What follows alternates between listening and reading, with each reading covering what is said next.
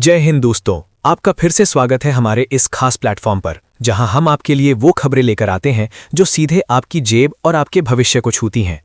आज का विषय है उन लाखों केंद्रीय कर्मचारियों और करीब 65 लाख से 70 लाख पेंशन धारकों के लिए बेहद अहम, जो लंबे समय से एक ही सवाल के जवाब का इंतजार कर रहे हैं। आखिर कब बढ़ेगा महंगाई भत्ता, कब मिलेगी महंगाई राहत?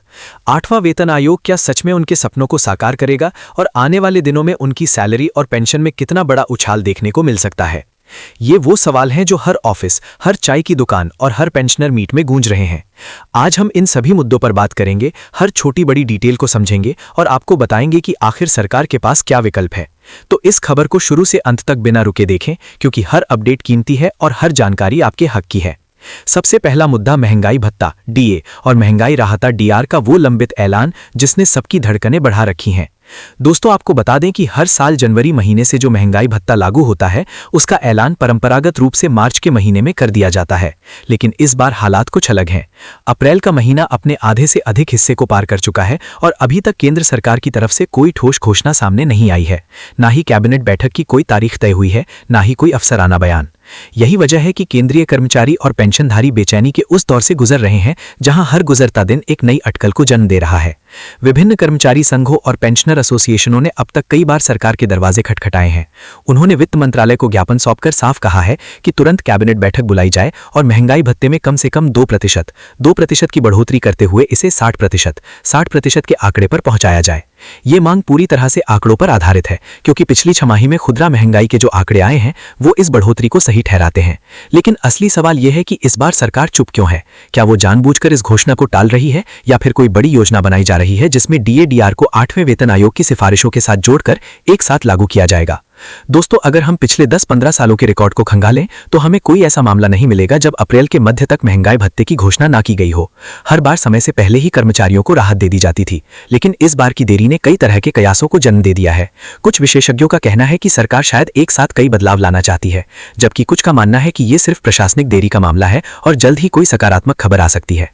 हालांकि जब तक कैबिनेट नोट जारी नहीं होता तब तक कुछ भी निश्चित तौर पर कहना मुश्किल है। लेकिन इतना तय है कि लाखों परिवारों की उम्मीदें इस ऐलान से जुड़ी हैं और हर कोई जल्द से जल्द इस पहेली का हल देखना चाहता है। अब बात करते हैं सबसे बड़े और सबसे गर्मागर्म मुद्दे की, 8वां वेतन आयोग, 8 पे कमीशन। दोस्तों, ये वही विषय है जिसने हर केंद्रीय कर्मचारी और पेंशनर के सपनों में नई उड़ान भरती है। ताजा जानकारी के मुताबिक संयुक्त सलाहकार तंत्र यानी जेसीएम ने हाल ही में एक बेहद विस्तृत मेमोरेंडम तैयार किया है। ये मेमोरेंडम कोई साधारण दस्तावेज नहीं है, बल्कि ये करोड़ों कर्मचारियों की उम्मीदों का प्रतिबिंब है। तारीख 13 अप्रैल 2026 को हुई एक अहम बैठक में इस मेमोरेंडम को अंतिम रूप दिया गया और अब इसे 8वें वेतन आयोग के लिए गठित समिति को भेज दिया गया है। अब देखना यह है कि सरकार इन प्रस्तावों पर क्या फैसला सुनाती है। इस मेमोरेंडम में सबसे ज्यादा चर्चा जिस चीज पर हो रही है वो है फिटमेंट फैक्टर।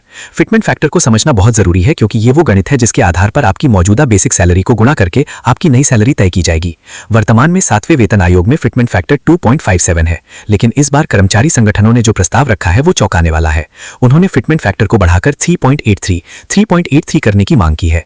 अब जरा इसका असर समझिए। अगर ये प्रस्ताव मंजूर हो जाता है तो जो वर्तमान में न्यूनतम बेसिक वेतन 18,000 है वो सीधा बढ़कर 64,000 के करीब पहुंच जाएगा। हाँ दोस्तों, आपने बिल्कुल सही सुना, 18,000 से 64,000। ये कोई छोटा बदलाव नहीं होगा, बल्कि ये एक ऐतिहासिक छलांग होगी। इससे न सिर्फ कर्मचारियों की मासिक आय में भारी उछाल आएगा, बल्कि उनकी रिटायरमेंट के बाद की पेंशन भी काफी बढ़ जाएगी। यही वजह है कि हर कोई इस फिटमेंट फैक्टर पर सरकार के फैसले का इंतजार कर रहा है। लेकिन इतना ही नहीं, इस मेमोरेंडम में कई और अहम प्रस्ताव शामिल है। उदाहरण के लिए वार्षिक वेतन वृद्धि यानी एनुअल इंक्रीमेंट। अभी तक कर्मचारियों को हर साल 3% की वृद्धि मिलती है, लेकिन बढ़ती महंगाई और बढ़ते खर्चों को देखते हुए प्रस्ताव में इसे दुगना करके 6 करने की मांग की गई है। अगर ऐसा होता है तो एक कर्मचारी की सैलरी हर साल तेजी से बढ़ेगी, जिससे उसे लंबी अवधि में काफी फायदा होगा। सोचिए, अगर किसी की सैलरी 50,000 है और उसे 6% सालाना वृद्धि मिले तो 5-7 सालों में वो कितनी बड़ी रकम बन जाएगी। इसके अलावा फैमिली यूनिट सिस्टम में भी बड़ा बदलाव प्रस्तावित किया गया है। अभी तक वेतन और अन्य सुविधाओं का निर्धारण करते समय एक परिवार में 3 सदस्यों को यूनिट माना जाता है, लेकिन अब मांग है कि इस यूनिट को बढ़ाकर 5 सदस्य कर दिया जाए। इसमें पति पत्नी को अलग अलग यूनिट माना जाएगा और बुजुर्ग माता पिता को भी इस दायरे में शामिल किया जाएगा। ये बदलाव इसीलिए अहम है क्योंकि आज के दौर में ज्यादातर परिवार संयुक्त परिवार की तर्ज पर रह रहे हैं और माता पिता की देखभाल की जिम्मेदारी भी कर्मचारी पर होती है। ऐसे में 5 सदस्यीय यूनिट से कर्मचारी को मिलने वाले लाभ अधिक न्यायसंगत होंगे। एक और महत्वपूर्ण मुद्दा है पे लेवल मर्जर। आपको पता ही होगा कि 7वें वेतन आयोग में कई पे लेवल बनाए गए थे, जैसे लेवल 1 से लेवल 18, लेकिन समय के साथ इन लेवलों के बीच वेतन का अंतर काफी बढ़ गया है। इस असमानता को कम करने के लिए प्रस्ताव किया गया है कि कुछ पे लेवलों को आपस में मर्ज कर दिया जाए ताकि वेतन संरचना सरल और अधिक न्यायपूर्ण हो। इससे जूनियर और सीनियर कर्मचारियों के बीच सैलरी का गैप कम होगा। और अब बात करते हैं हाउस रेंट अलाउंस HRA की। दोस्तों, ये तो सब जानते हैं कि बड़े शहरों में किराए आसमान छू रहे हैं। खासकर एक्स श्रेणी के शहरों दिल्ली, मुंबई, चेन्नई, कोलकाता, बेंगलुरु, हैदराबाद, अहमदाबाद, पुणे आदि में तो एक छोटा सा मकान किराए पर लेना भी मुश्किल हो गया है। इसलिए कर्मचारियों ने मांग की है कि HRA को बढ़ाया जाए। प्रस्ताव के अनुसार एक्स श्रेणी के शहरों के लिए HRA 40%, वाई श्रेणी के शहरों के लिए 35% और जेड श्रेणी के शहरों के लिए 30% किया जाए।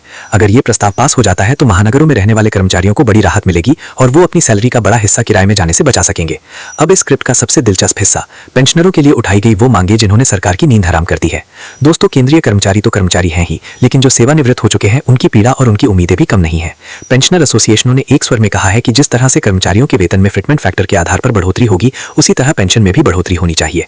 यानी न्यूनतम पेंशन को भी नए फिटमेंट फैक्टर के हिसाब से बढ़ाया जाए ताकि पेंशनर भी महंगाई के इस दौर में अपना गुजर बसर कर सके। लेकिन इससे भी बड़ी मांग है पेंशन को टैक्स फ्री करने की। जी हाँ दोस्तों, पेंशनरों का तर्क है कि जब सांसद और विधायक जैसे जनप्रतिनिधि अपनी जीवन भर की पेंशन पर 1 रुपया भी टैक्स नहीं देते, तो आखिर एक साधारण केंद्रीय कर्मचारी जिसने अपनी जवानी देश की सेवा में लगा दी, उसकी पेंशन पर टैक्स क्यों लगाया जाए? ये बेहद तार्किक और जोरदार मांग है। प्रस्ताव में कहा गया है कि पेंशन को पूरी तरह से आयकर की सीमा से बाहर किया जाए, यानी टैक्स फ्री श्रेणी में रखा जाए।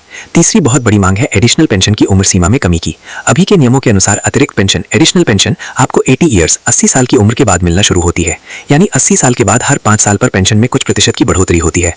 लेकिन पेंशनरों का कहना है कि भारत में औसत जीवन प्रत्याशा 73 साल है। ऐसे में अधिकतर पेंशनर 80 साल तक जीवित ही नहीं रहते, या अगर रहते हैं तो बीमारियों और बुढ़ापे के कारण उनकी जरूरतें और बढ़ जाती हैं।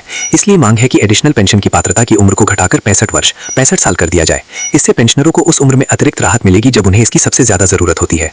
इसके अलावा एक और मांग चर्चा में है, पेंशन को अंतिम वेतन के 50% से बढ़ाकर 67% करने की।